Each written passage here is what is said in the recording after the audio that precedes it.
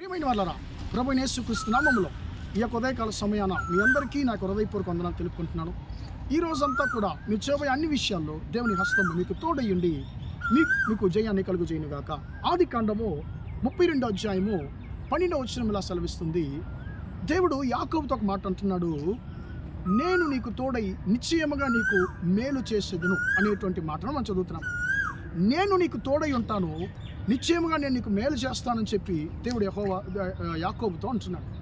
ప్రియమైన దేవుని ఎందుకు ఎలాంటి సందర్భంలో ప్రియమైన దేవుని యాకోబు యొక్క మాటను దేవుని ద్వారా పొందుకున్నాడని మీకు గమనించినట్లయితే, యాకోబుతో దేవుడు యెహోవా అంటున్నాడు, నీ యొక్క తండ్రి యొక్క దేశానికి నువ్వు తిరిగి వెళ్ళు అని చెప్పి అంటున్నాడు. నేను నీకు మేలు చేస్తానని చెప్పి అంటున్నాడు. ఇప్పుడు ఆయన తన ప్రయాణాన్ని దేవుని మాట చెప్పని ఆయన ప్రారంభించినప్పుడు ఆయనను ప్రియమైన దేవుని బిడ్డలారా 3 విధాలైనటువంటి శత్రువులు వెంటాడుతున్నారండి. మొట్టమొదటిగా మావయ్య మోసగించినటువంటి శత్రువు ఆయన వెంబడిస్తూ ఉన్నాడు. మళ్ళీ ఆయన తన ఇంట్లోనే ఉంచుకోవడానికి మళ్ళీ ఆయన ఏం చేస్తున్నాడంటే వెంబడిస్తున్నాడు. దేవుడు ఆ యొక్క లాబానుతో ఆయన యుద్ధం చేశాడు. ఆ వెంటాడుతున్నటువంటి శత్రువుని సమాధానంగా మళ్ళీ ఆయన తిరిగి పంపించాడు. రెండోది ప్రియులరా, ఆయన చూడాల్సినటువంటి ఇంకో శత్రువు ఎవరంటే ప్రియులరా ఏశావు, తన సహోదరుడైనటువంటి ఏశావు. 20 సంవత్సరాలకు ముందు తన సహోదరుని మోసగించాడు ఈ యొక్క యాకోబు. ఇప్పుడు తండ్రి ఇంటికి వెళితే అన్నయ్య ఉంటాడు.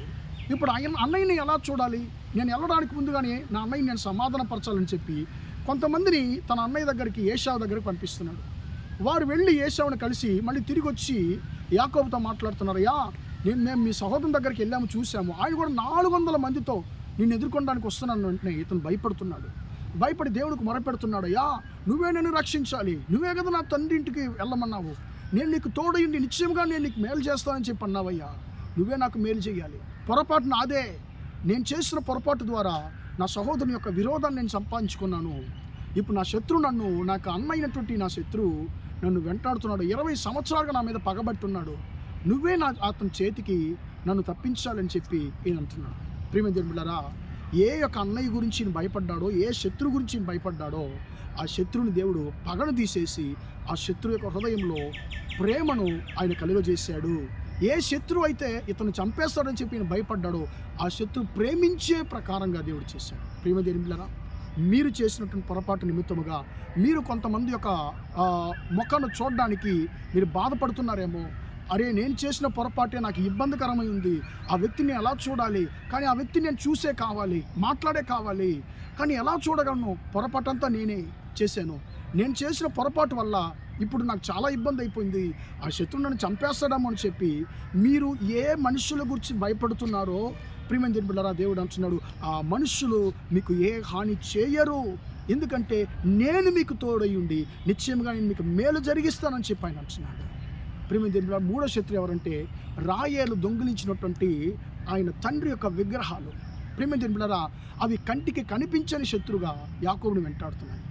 ప్రియమైన దేవుని బిడ్డలారా, ఆ యొక్క విగ్రహ ఆత్మలు, అపవిత్ర ఆత్మలు యాకోబు యొక్క ప్రయాణంలో యాకోబుని వెంటాడుతున్నాయి.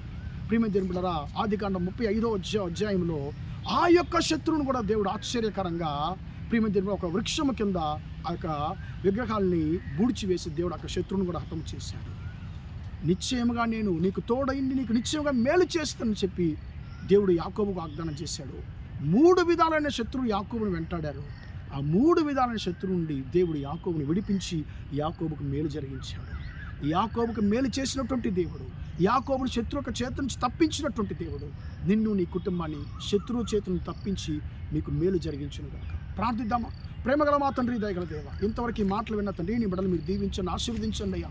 నేను నీకు తోడయుండి నిశ్చయముగా నీకు మేలు చేసేదనని తండ్రి అయ్యా నువ్వు యాకోబుకు చెప్పావు. తన 3 విధాలైన శత్రువులు యాకోబు యొక్క మేలును, ఆశీర్వాదాన్ని అడ్డుగించడానికి ప్రయత్నం చేసిన యాకోబుకు తోడై ఉన్న దేవుడవు తండ్రి, ఆ 3 విధాలైన శత్రువులను తండ్రి అయ్యా నీవే తండ్రి అయ్యా క్రియ చేసి తండ్రి స్తోత్రం అయ్యా, మీ బిడ్డకును జయాన్ని కలిగించే ఆశీర్వాదాన్ని ఇచ్చాం తండ్రి. మీ యొక్క బిడ్డల యొక్క మాటలు వింటున్న ప్రతి ఒక్కరి జీవితంలో వారిని వెంటాడుతున్న అన్ని శత్రువుల నుండి తండ్రి అయ్యా మీ బిడ్డలను తను విడిపించి మీ బిడ్డలకు మేలు జరిగించండి. ఈరోజంతా కూడా మీ బిడ్డలు చేసే అన్ని విషయాల్లో మీ యొక్క హస్తం తోడును ఆశీర్వదించమని యేసు నామములో ప్రార్థించాడు, వేడుకొంచున్నాను తండ్రి. ఆమేన్, ఆమేన్. ప్రియమైన వారలారా, దేవుడు మిమ్మల్ని దీవించి ఆశీర్వదించును గాక. Praise the lord.